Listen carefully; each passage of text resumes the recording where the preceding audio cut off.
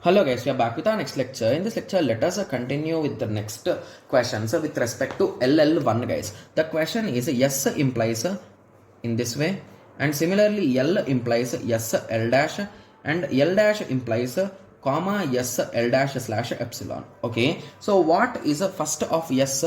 So first of yes L and L dash. So what is the first of L dash guys? It is a nothing but a comma and epsilon. What is the first of L? It is a nothing but first of S. So what is the first of S? It is a nothing but open bracket comma A. So what is the first of L? It is the same. So open bracket comma A. So what is a follow of S and follow of L and follow of L dash?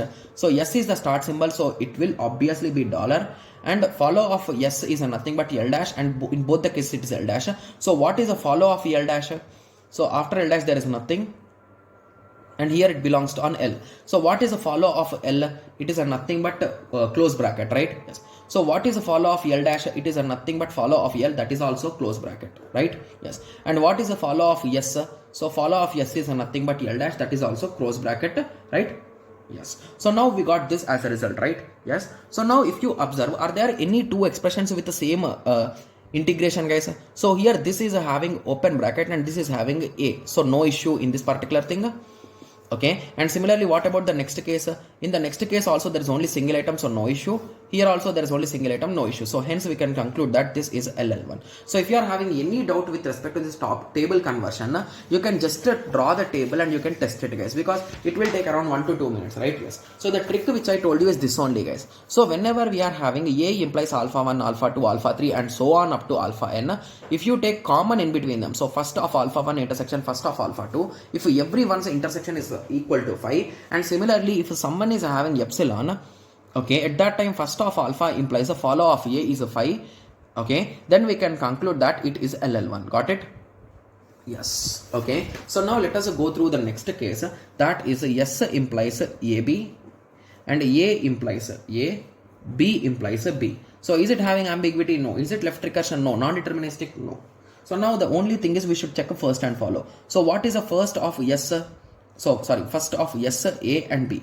So what is so every statement is 1 1, right? So whenever we are having 1 1 statement, there is no need of using the trick also guys. Okay, yes. So what is the first of B? It is nothing but B. What is first of A? It is nothing but A. What is the first of S? It is a nothing but A, right? Yes. So here we are not having any epsilon, and each and every one is having only single item. So indirectly in the table also only one particular cell will be filled in each and every row. So there will be no issue at all, right? Yes. Moving on to the next question. S implies A dash A or B dash B, and A implies B dash B or A dash, and similarly B implies B slash C. So basically these dashes are not there guys. Okay. Yes. Okay, so now if you observe again here also, so here it is having A as the first and here it is having B as the first. So indirectly there will be no clash here. Similarly here also we are having two things. So here this B indicates B and C, right? Yes, so this is also no clash. And when it comes to this part, in the first part we are going to have BC and in the second part we are going to have A. So there is nothing common in any case. Hence this is also LL1 guys. So the previous one is also LL1, right? Yes. So now moving on to the next question, that is S implies small a capital A, small b capital B A. Capital A implies A slash epsilon, capital B implies B slash epsilon. So here also I think this also we can directly conclude it as LL1, but anyway let us calculate the first and follow and let us try guys. So it is not having any ambiguity, it is not left recursion, there is no non-determinism. Okay, so moving on to the first thing. So what is the first of S, A and B guys?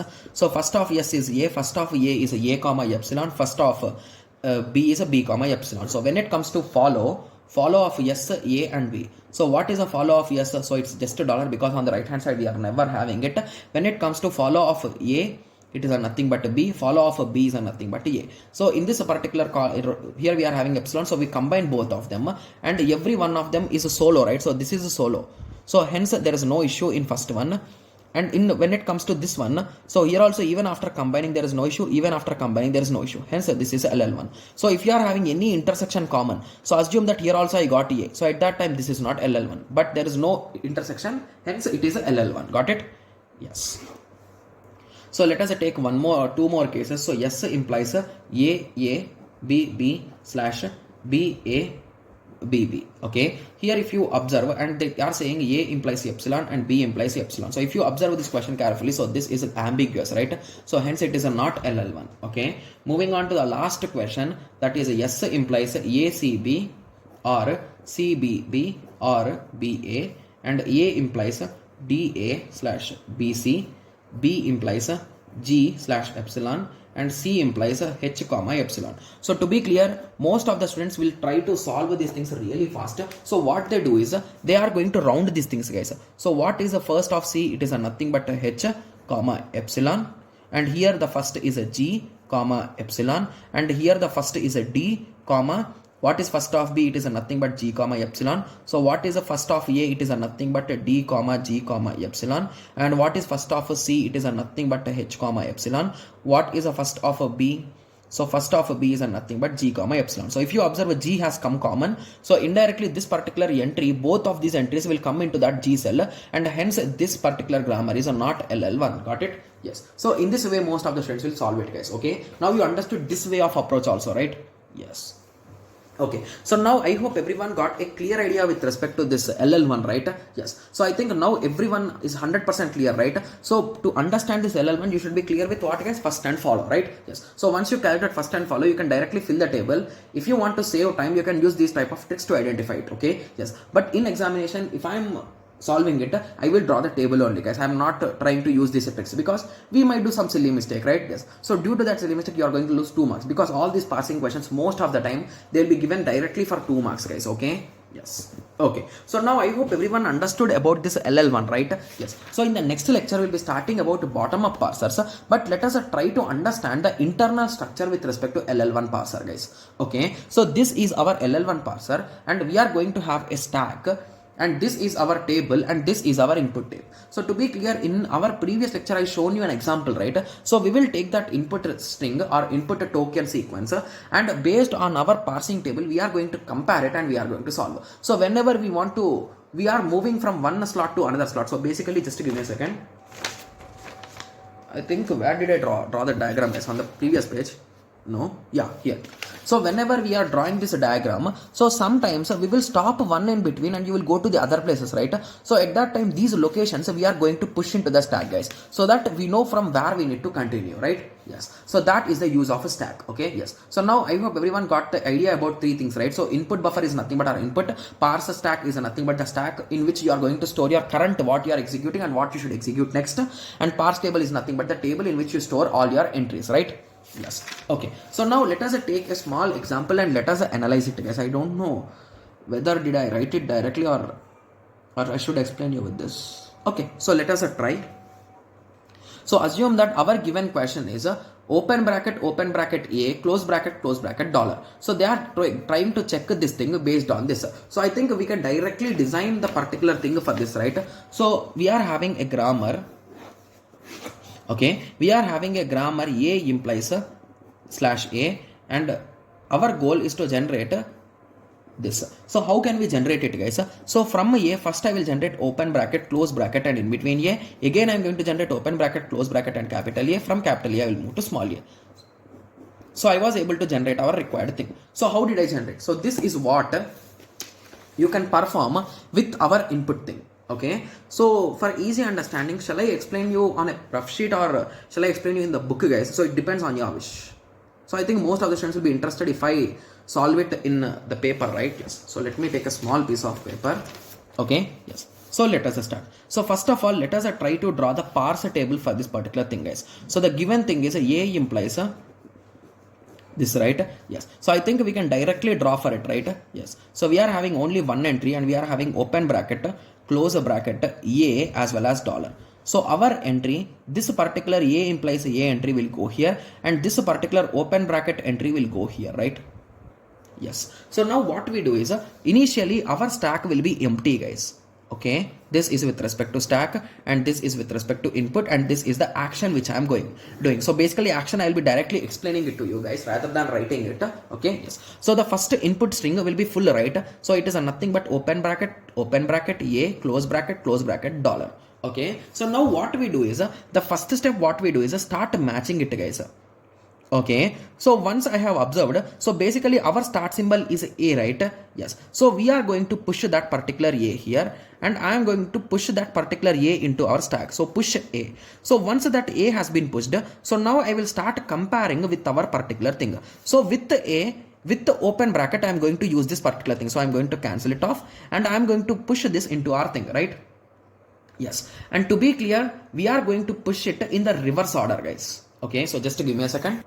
Okay, so once we are started executing A, we need to pop this out, right? So you are going to pop this A out, and you are going to push open bracket A close bracket, but you are going to push this in the reverse order, guys. So if you push it in the reverse order, so basically this will come first, after that A will come, after that this bracket will come, right? Yes, so now I am done with this particular thing.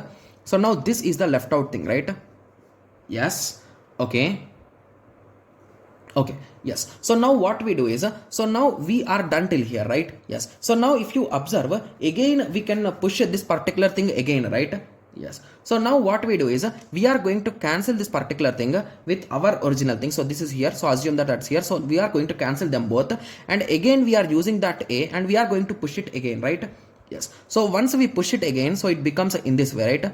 Yes, so now you are left out with this thing. So again you are going to cancel these two, and now our goal is to convert our A into small a. So we are having a direct transition, so using that I am going to convert it. Okay, yes, so now this will also be done. So we are going to have A here, A will be cancelled. So now we are left out with the close bracket, but if you observe, that close bracket is available here, that close bracket is available here. At the end we got dollar dollar, so dollar dollar are matching. So indirectly our stack is empty, and as well as our input string is empty, so you can conclude that it is completely done. Got it? Yes, so basically this is the original approach in which the compiler will work, guys. Okay, yes, okay. So the main thing that you should remember here is, so whenever you are pushing anything into the stack, you will push in the reverse order, guys. Remember that. Okay, yes, okay. So now I hope everyone got a clear idea with respect to this, right? Yes, and to be clear, to generate these parsers, we will use a push down automata, guys. Okay, yes. So to generate lexical analysis, what we use, guys? So we use DFS and all those things, right? Yes, and when it comes to parsers, we use PDA. Got it? Yes, okay. Yes, so now I hope everyone got a clear idea with respect to this LL1 parser, right? Yes, so this is with respect to LL1 parser. Okay, yes. Okay, so if you recall, I told a few things, right? So LL1 parser is not at all interested in if our grammar is ambiguous, and if our grammar is having left recursion, if our grammar is having non-ambiguity. Sorry, non-determinism. So now your question will be, okay, so if it is rejecting those many things, then who is going to accept them? So other than ambiguity, the rest two things will be accepted by our upcoming parsers, guys. Okay, yes. So in the next lecture, we'll be discussing about the rules and regulations of a bottom-up parser, and most probably I'll be introducing our first bottom-up parser, that is a LR0 parser, guys. Okay. Yes, so that is what we'll be discussing in the next lecture. Okay, yes, so I hope everyone got a clear idea with respect to LL1, and please practice some questions, guys. Okay, and to be clear, there are few PYQs on this also, so this topic is not that much not important, right? Yes, so these topics are really important, so please practice them. Okay, yes, so in the next lecture we'll be discussing about this bottom up parser, guys. Okay, yes, so what is that exactly mean, how we are going to work with it, are there any terminologies, and are we going to follow if the ambiguity is there, and all those things we'll be discussing in the next lecture, and we'll be starting with our first LR0 parser. Okay, yes, so I hope everyone got a clear idea with respect to LL1. So in the next lecture, let us continue with the next topic, that is a bottom up parser. Okay, yes, so let us meet in the next lecture. Thank you, thanks for watching. Like, share and subscribe for more awesome videos like this. Thank you.